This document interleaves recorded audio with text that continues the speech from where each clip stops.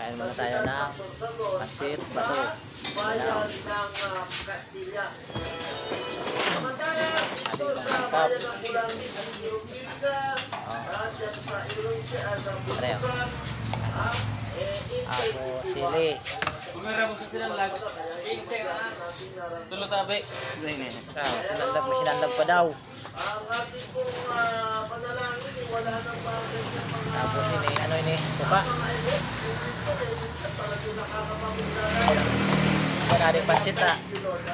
Ay, sinangag pa. Wala naman po ano bang epekto o damage ang pinapagyan na naramdaman. Particular po dyan sa Yun o. mas mate, city of the gas na nasa intensity 3.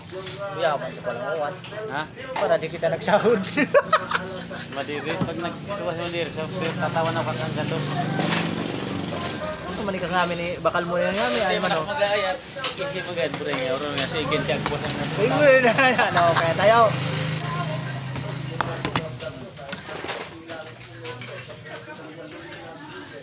Walang sinangag. With pansit bato.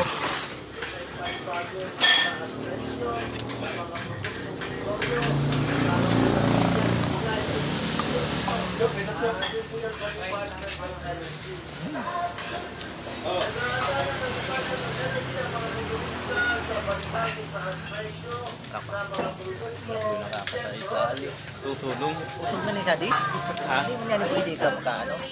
Hindi sila makita eh. Sa pagtaas ng presyo ng langis ay dahil sa nagkaganap na geopolitical tension sa ibang bansa. Ito yung malibagong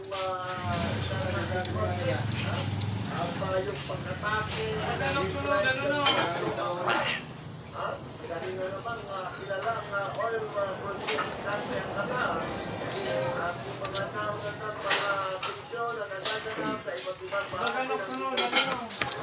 Ito na po ang naging dahilan kaya't patuloy na nagkakaroon ng pagtaas na trend ng presyo ng mga produktong petrolyo. Sinabi ang Department of Energy Oil Industry Management Bureau Assistant Director Rodela Romero na maaaring magtaas ng hanggang 20 sentimo kada litro ang gasolina habang ang diesel naman ay inaasahan na mataas ng hanggang 50 sentimo. Samantala ang kerosene ay maaaring walang paggalaw.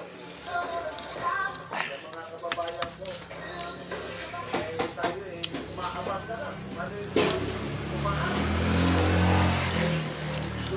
Gamot sa Uber. Bulong nga din sa Uber. Pero manalangin namin sana huwag naman masyadong tumaas. Lalo na mapalapit naman ang kapasipan. Pinsa di may bako talaga. Wala pa man. Naluya pa ba yun? Saan tumis mo? Uwa? Baga pa kaloob? Nalustin? Good. Ito, sila to? Anong? Ayan, Kung dito mo, ragdag, nag-spell pa ako. Bako talaga ito. Nagkapalong naman bitingay. Wala na ba ngawan ka? Wala ko lang pa magkakahon. Ito ang tiwala ng Pinoy kay Pangulong Marcos na nanatiling matatag. Pero pinag nakasala nga sa baw. Tama sa agong ka. Gusto na magkarakaon. Ito po ang sabi niya? patuloy na Gusto kong saan lahat ko. kay President Marina Marcos Jr. Para na dahil mag-uong. sa panibagong resulta ng Boses ng Bayan Nationwide Survey na isinagawa nitong Setyembre at 5 hanggang 10. Nakapagtala ang Pangulo ng 72% trust rating, tumaas ng 2 puntos at 70% approval rating na nagbigay ng Index of Governance o IDG. Score na 71%. Pinaniwala ni Dr. Paul Martinez, Global Affairs Analyst at Executive Director ng RTNP Foundation Incorporated ng IOT ay bagong sukatan na hindi nakilala ng RTNP upang pagsamahin ang trust at approval rating. Nagbibigay ito ng mas malinaw na larawan kung paano sinusukat ng ang revenue naghahanap ng Init? kanilang Ha? Mainit? leader. Kasi ang tawag sa kilo mo din bang? President Sara Duterte ng Mainit ka kasi init. 50% ay yung 53% plus at 50% ang nagpakita rin ng pagbaba. Habang si House Leader Thank you. Martin Romualdez ay yung mga